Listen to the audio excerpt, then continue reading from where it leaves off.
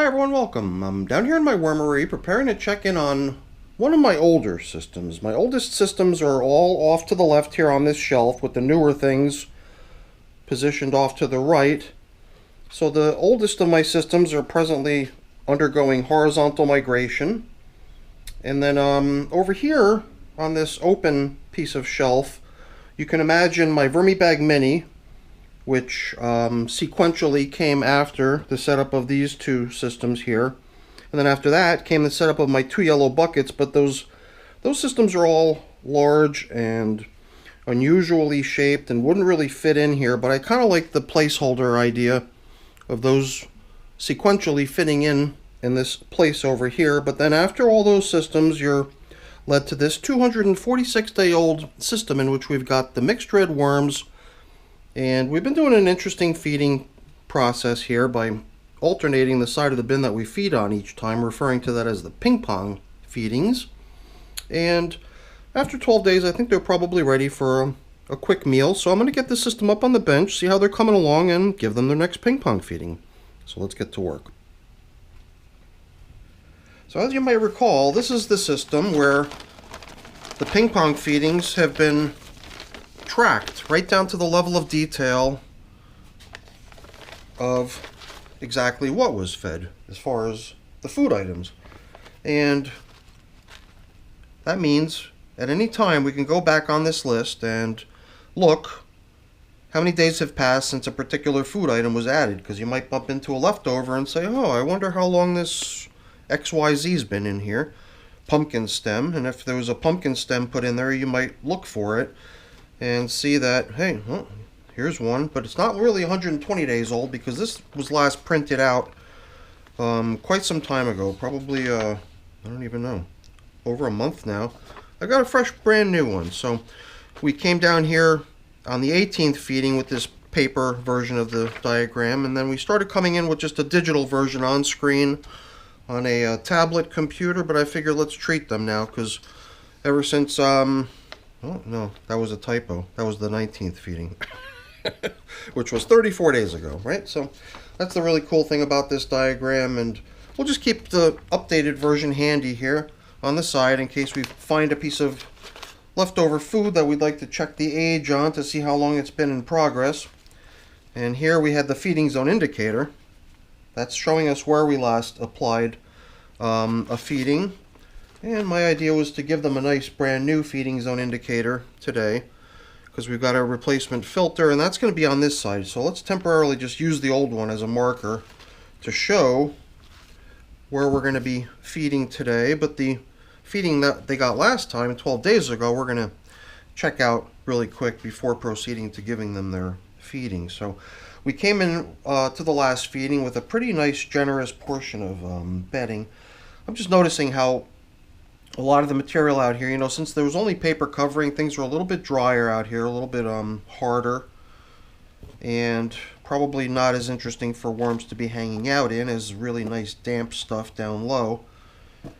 But right over here above where we last fed, it does seem like a good bit of moisture has been coming up off that last feeding, which was cucumber. Half of a cucumber was in there, a whole bunch of apple peels, and a little stem of a pepper. So a cucumber, that's going to kick off some nice moisture, I would think, and probably leave very little leftovers. The apple peels, sometimes I would expect after 12 days to probably find apple peel. That wouldn't be too surprising. And then here's like a pumpkin stem, for example. And a piece of asparagus, no, Brussels sprout stalk.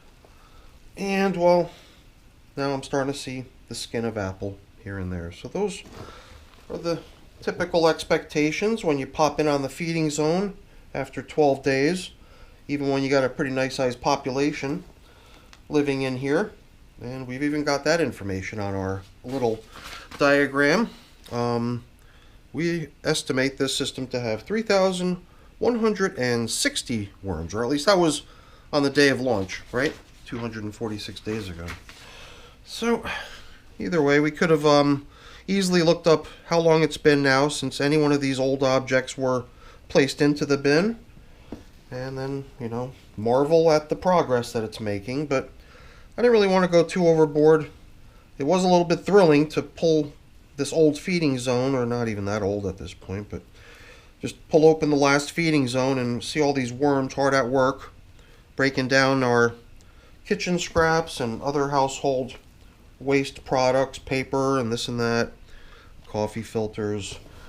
These worms are awesome, right? So we've barged in on these little guys feasting on their last meal, but we're not going to add anything to this side. We're just going to put back all the different things that we encountered, the leftovers from feedings gone by, and then we'll backfill and let them continue.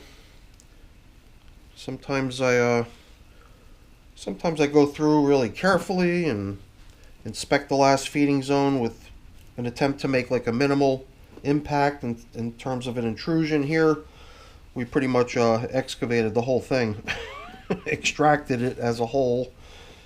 But these worms, yeah, they look so shiny and healthy and vibrant. They're all lively, plump, so all the good signs. So let's see, this is the side that we're going to be feeding on. Seems like if there's little chunks of bedding or whatever, if we can use them. Well, you know, this is all going to blend in, I think, at some point, because we've got a big excavation to do over on this side of the bin, which at this point was, I've already stricken it out ahead of time. It was 24 days ago that we put banana and strawberry in there, and from what I remember, we didn't even bump into the banana peel, although it must have been there. We just missed it, I think. So other things that we're going to bump into are stuff like this big object here. It's a gourd, and the gourd goes back to feeding 121 days ago.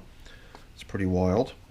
And then there's other things in here, the seeds of avocado, I believe, although for some reason they just don't want to snap or break or soften up. If they've really been in here for all this while, then avocado, pit and peel, 142 days. So I'm even questioning whether these are actually the pits of avocado or something else, but they're not softening up the way I remember those sort of objects to normally degrade in the worm bin. But nope, I just encountered this thing's great.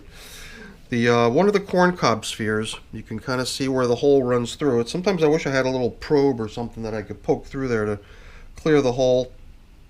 We put a couple of these chunks of corncob in here. Here's a banana stem, and looks like the springtails are enjoying it too. So I think we made sufficient space to put today's feeding in. And I've got a few things over here. So since we've got a replacement diagram, replacement feeding zone indicator, these can come in as nice bedding bits. I've got some used newspaper as well from a couple other systems where that paper is no longer needed. So somehow it seems to me like just these items here as supplementary bedding are probably enough. Yeah, why don't we leave it at that? So to cap off the coffee, usually we sprinkle in some of my worm chow, and I do have worm chow right now, but I've also got another material here that I'd prefer to use in the place of worm chow, which is some old breading, what am I thinking of? Breadcrumbs. They're probably a little bit moldy, even though it doesn't look or smell moldy. They smell old, you know, kind of getting there. So it seemed like that would be another good thing to try to feed the worms. So I almost feel like I would love to have a little bit more bedding in here, but that's okay. I was tempted at first to grab my prepared bedding, but my other idea was to perhaps do another thing, bring in my leaf collection and sprinkle leaves out across the top. Although at 246 days of age, one of the things we see here, the remnants of leaves, the leaf stems, would be in here forever if we took that option. So usually systems of this age, I withhold the application of whole leaves and their stems, mainly because of the stems themselves.